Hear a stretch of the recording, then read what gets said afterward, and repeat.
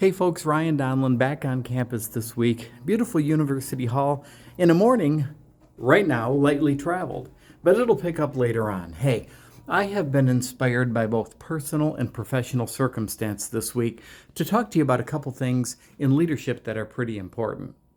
They involve, number one, using our words when it's difficult, and number two, using our words when it's difficult.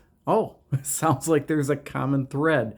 Well, let me explain. I'm going to switch vantage points here. Okay, so let's just say I grabbed this book off my bookshelf. One of my favorite reads, it's The Prince by Machiavelli.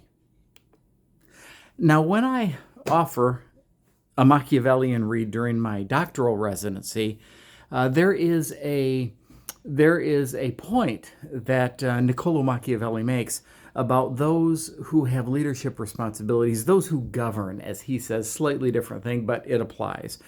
And what he says is that, look, if there's something that needs to be addressed, we do need to address it when the opportunity presents itself. Because if we wait too awful long, it's like something that, please pardon the expression, metastasizes.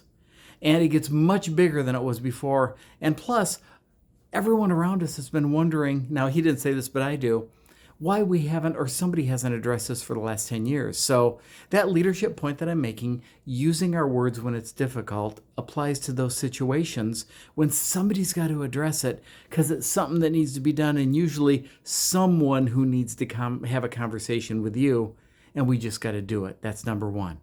What's another way to look at using our words when it's difficult? Well, let me again change the vantage point and grab another great read. It was given to me by Dr. Denise Collins. She assumed a dean's opportunity at Indiana State University and asked me for a while to be her assistant dean. It's a book, as you might have seen, called There's No Good Card for This.